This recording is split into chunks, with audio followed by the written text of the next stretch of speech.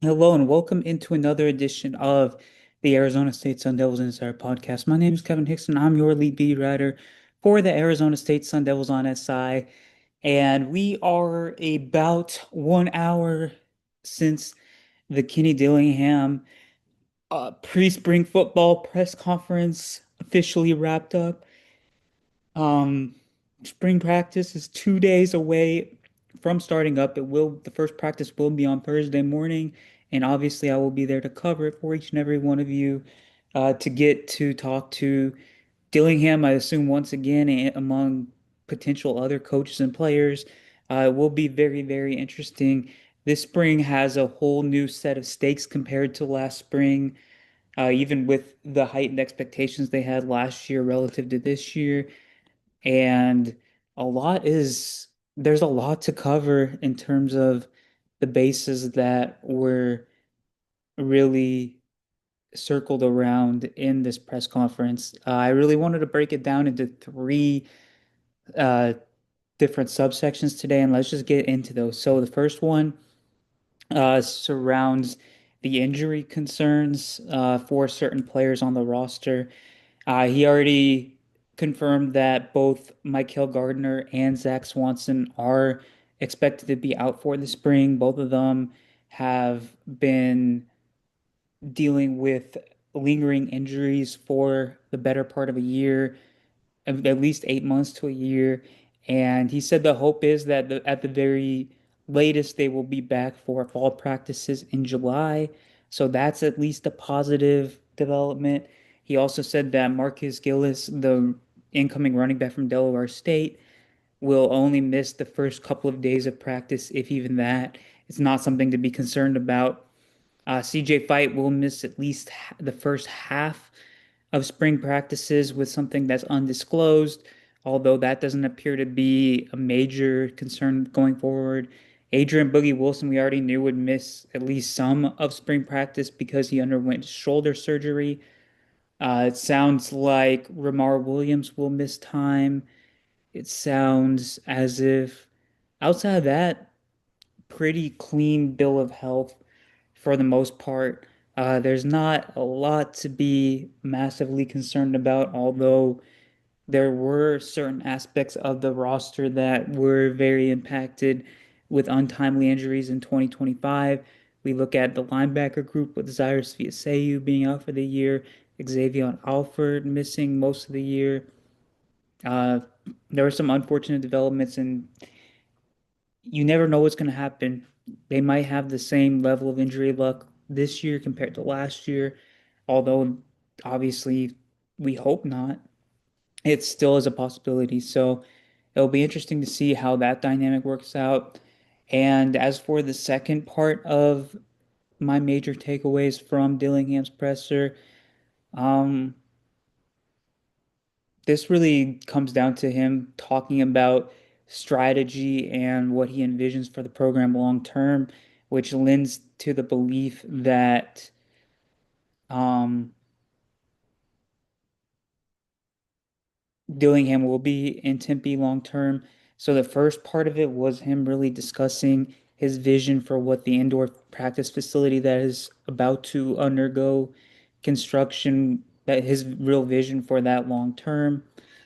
Um, Obviously, the major donation they got in the eight-figure range went a long way towards essentially doubling the budget of this construction project. He stated how he believes it will be much more convenient for players and coaches to, uh, in terms of the logistics of getting there, which in turn obviously lends more time to being able to go through walkthroughs and other things related to the football team. And even beyond that, the making the fan experience a premium one of the best experiences in the country by allowing fans to tailgate on a climate-controlled outdoor practice field or even indoors and making it a full day experience going to games in Tempe when there's not really much of an opportunity to do so right now.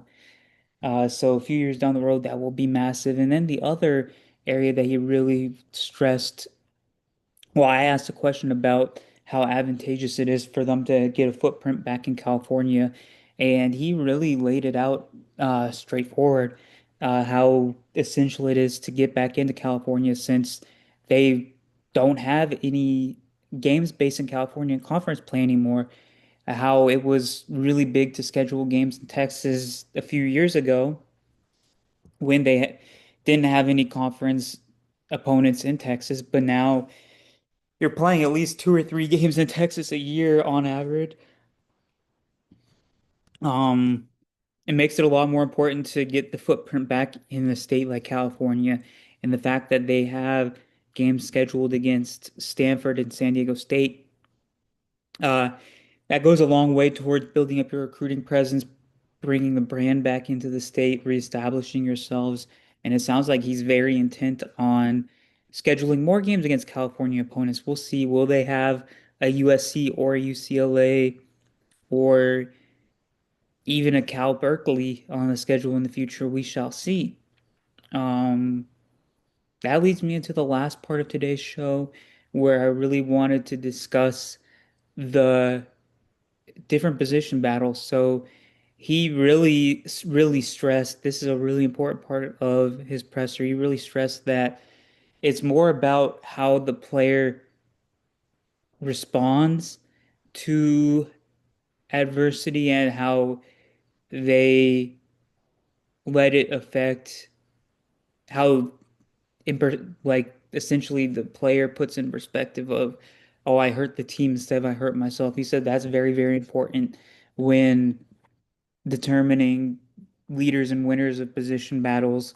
Um, and really, it comes down to, did we make a mistake giving this player an opportunity if they mess up compared to, oh, we gave a great player an opportunity, he made a mistake, he's going to come back from this.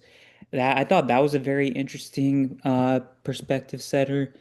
And as for individual position battles, he really seems thrilled with the wide receiver room, and he was very obviously ecstatic that there were elite talents at the wide receiver position.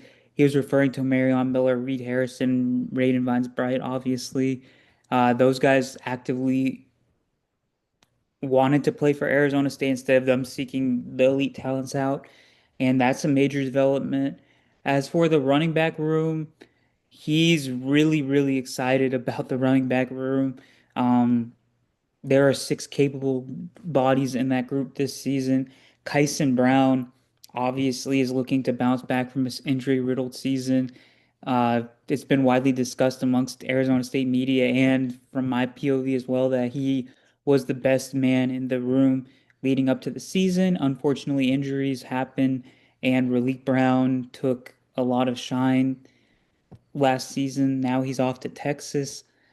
Now it's Kyson's opportunity to really take charge, but the room is very, very deep, very, very talented, and I'm excited to see what they do. And to wrap up today's show, the quarterback group, he was very, very complimentary of Cutter Boley.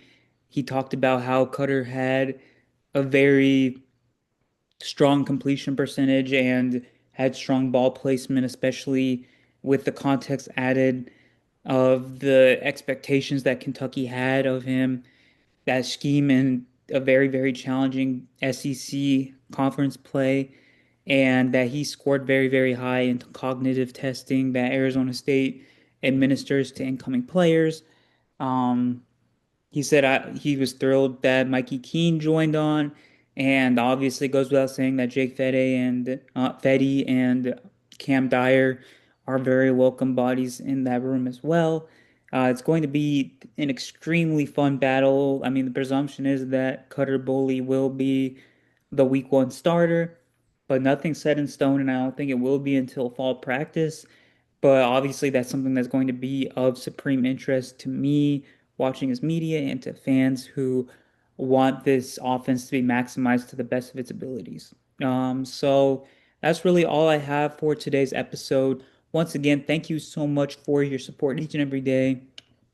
I couldn't do this without each and every one of you.